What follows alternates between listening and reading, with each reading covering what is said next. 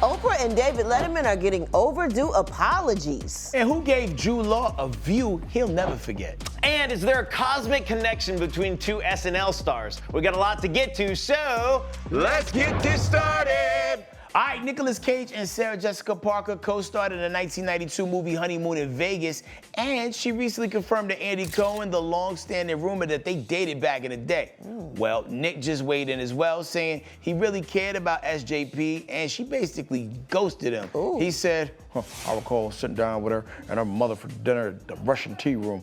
I don't know if it was my blue Vance and leather motorcycle jacket, which I still have, or my sinusitis, but I didn't hear from her again.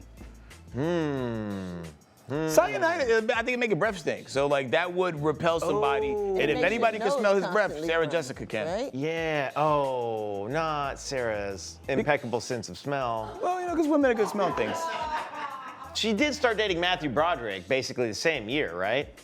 And they're married, they're still married. It was meant to be. Yeah. For those other two. For those two. Not them two. Not Nicolas Cage. Because that would have been wife number whatever. Who knows? Yeah. Because like Nicolas Cage has been married, like, I don't know, like enough to like pull out the second hand and start counting, yeah? I think so. I think he's been married a bunch of times. Yeah. Like not like the male Liz Taylor, but on his way. Yep, on his way. Would you like to be my wife?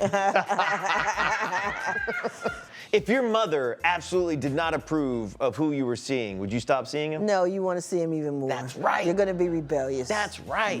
You'd be like, it's my life. I do what I want, Mom. Right. Mom, I love her. Right. Yeah, that's coming your way, Brat. That's coming your way. Oh, God. Okay, in the early 2000s, Josh Peck starred on the Nickelodeon show Drake and Josh, and his character idolized Oprah. Well, on a recent podcast, he dished on the episode where he went to a taping of Oprah's show. He said they used a non-sanctioned Oprah double, What? and his character hit her with his car. Wow. How did you guys get away with that? I don't know. I know we don't have her permission. 100% we don't. And one day when I meet her, it will have to happen because God exists. Yes. Yeah. I will say, I'm so sorry. Yeah. I'm so sorry I brutalized you with my vehicle. Yeah, and Drake and Josh used to be lit back in the day. It's like a kid's Disney show, so everything is like played up to hype for kids. It's hard for me to think, like, what's Oprah gonna do? Sue Disney over this? Right. Because I'm sure like it was done in a Disney way. You know, like on Looney Tunes, where like Bugs Bunny accidentally runs over like Elmer Fudd, and then he's like, oops, and he backs up and he does it again? Is it a cartoon? No. It's even funnier when it's a live action, like especially when it's a bad dummy, or it's totally not that person is over the top. Yo, it just makes it. It was wilder. an unauthorized Oprah double, so not even Nopra, Nopra. All right, y'all, back in 2009, Joaquin Phoenix made an appearance on The Late Show with David Letterman, and he did the whole interview as his character from the mockumentary I'm Still Here. Well, he came off as being unhinged, and people thought he was having some sort of breakdown. Well, he just talked to Letterman's successor, Stephen Colbert, and addressed the infamous moment. Check it out. It was horrible. It was so uncomfortable. I regret it. I'll never do it again. I'm so sorry. You know, I do. I don't know if he's watching. He might be, and I just need to say I'm sorry. I want to see it. Oh my gosh, it's a classic. It's legendary. The whole mockumentary is about how Joaquin Phoenix is quitting acting and he's gonna be a rapper now.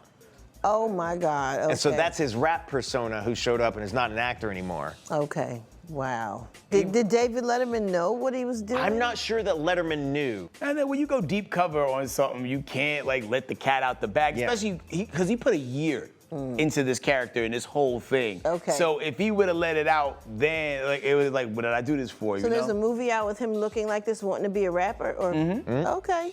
Did y'all watch the movie? Nah. It's just like one of those things where it's like this interview was so awkward that I wasn't like, oh, I need to watch the movie. Okay.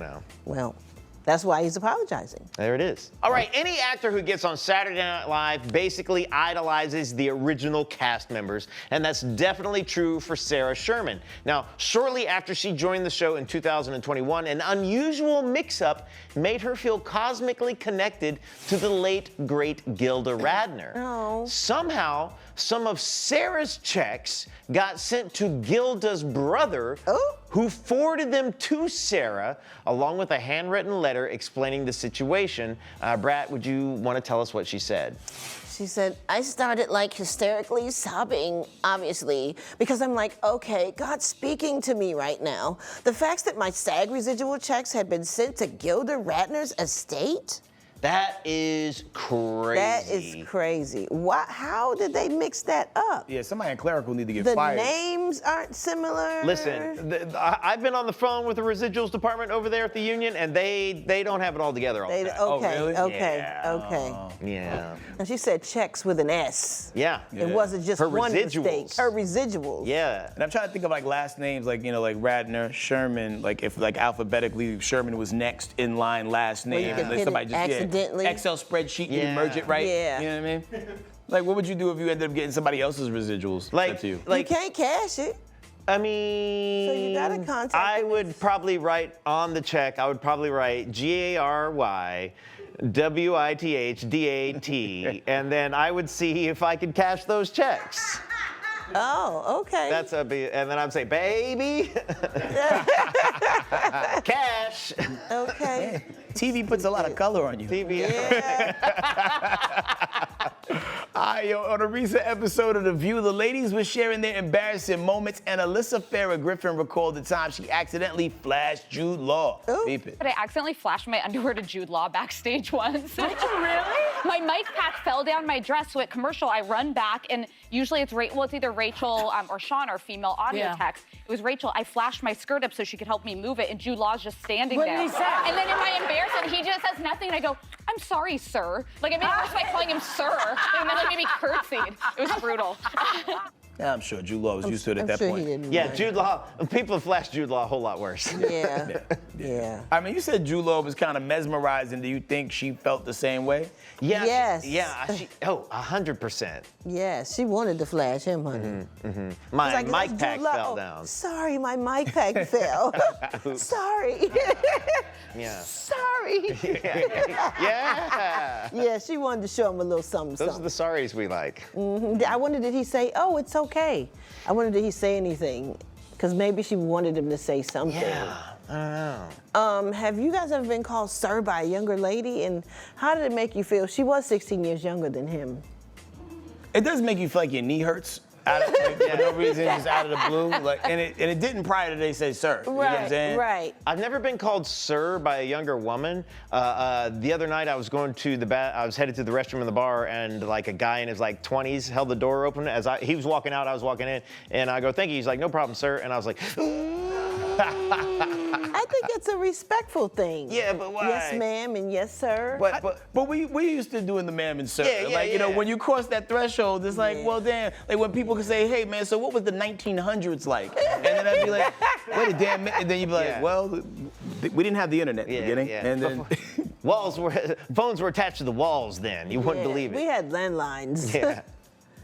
All right, y'all, up next, why did Steven Spielberg need his mommy? Find out right after the break. Dish Nation. Dish Nation. Welcome back. Hey! Well, Steven Spielberg may have already been a fully grown man by the time he made Jaws in 1974, but he still needed his mom. In National Geographic's new documentary, Jaws at 50, The Definitive Inside Story, Spielberg recalls calling his mother, Leah Adler, when he was having a hard time on set. He said, I talked to my mom a lot. I mean, I was talking to my mom kind of like, Mommy, this is really impossible. Help. Spielberg admitted he was terrified he was going to be fired. What do we think about this? I mean, have you guys ever worked on something so impossible that you felt like you needed your parents? no. Not at all. Was his mom a director? Right. Is she an actress or? His mother, I think, served as like a creative muse for him in some capacity. A what? A creative muse, like an inspiration. Okay. So Jaws was about his mom's? No, I don't think Jaws was about his mom, but she was a creative, free spirit. Okay. Yeah, yeah. Okay, cool. She was She was a an counsel- artist in her own right. She was a counselor. A concert pianist and a painter. Oh, I thought you said a counselor. I was like, oh, that's perfect. She a counselor, she a damn therapist. Talk to her. Yeah. Moving on, Sophie Turner says Game of Thrones wasn't just a job, it was an education. And at just 13 years old, when she was cast in the role of Sansa Stark, she learned a lot of lessons. Check it out. Everything I learned from Game of Thrones. And a bit from my parents. I definitely got my sex education from that show. Wow. And more than enough. What do you think about this? Have you ever worked a job where you learned a lot of lessons? You know, like has anybody taken anything away from dish? Be careful what vegetables and fruits are on your shirts when you're gonna wear them. You gotta look out for these things. That's true. Especially on specific holidays. Yeah. Yeah. Please explain to me. Well, this is that time. You don't remember? Brat, you was like you were the Crispus Attucks of making everyone aware of the shirt that he wore and the holiday we were celebrating. It was not Juneteenth, but I did have a shirt with watermelons on it. It was like the day before. You sure did. Wow. And Brat lit me up for it. But what she didn't know is that Gary had been lighting me up for 10 minutes beforehand. Oh, I'm So when Brat sorry. came in, and she was like, "You got on your shirt," and I was like, Oh, I'm sorry. "Oh no, don't apologize. That's the hardest I laughed." You wasn't aware. I You was didn't even know. I was just like, this Wanted delicious, to put on right? a fruity shirt. Yeah. Yeah. Like, is that shirt in the front of the closet or the back? It's in the closet. I look at it and I'm just like, Yeah, check what day it is. Yeah, I go back to my calendar. The day's circled. You got blackout dates for the shirt. No watermelons. All right, y'all. Listen, life is already complicated, and when your health goals take a backseat because of insurance complexity, it's easy to feel stuck. Rose Insurance Checker is built to unstick that moment. Free, simple, and built to help people move forward. Rose Insurance Checker lets you know if you're covered for GLP-1s for free. And if you want to see if you're covered, just submit your insurance card and Ro will take care of the rest. No paperwork, no hassle, no waiting on hold. Ro's Free Insurance Checker will send you a comprehensive report of your coverage details so you can make a decision that's right for your goals. In fact, nearly half of all Ro members have insurance coverage. If you decide to move forward, Ro can help you understand if GLP-1s like Ozempic and Wegovy are right for you and your goals. And that's just the beginning. When you become a Ro member, you'll have support throughout the process. You'll have access to your provider on demand for any questions. Join the over 500,000 people who've trusted Ro to check their coverage for free. Tell them where to go, HK. Go to ro.co/dish for your free insurance check. That's ro.co/dish to see if your insurance covers GLP-1s for free. Go to ro.co/safety for black box warning and full safety information about GLP-1 medications. Coming up next, Saweetie had no idea just how rich she was. We'll explain after the break. Dish Nation.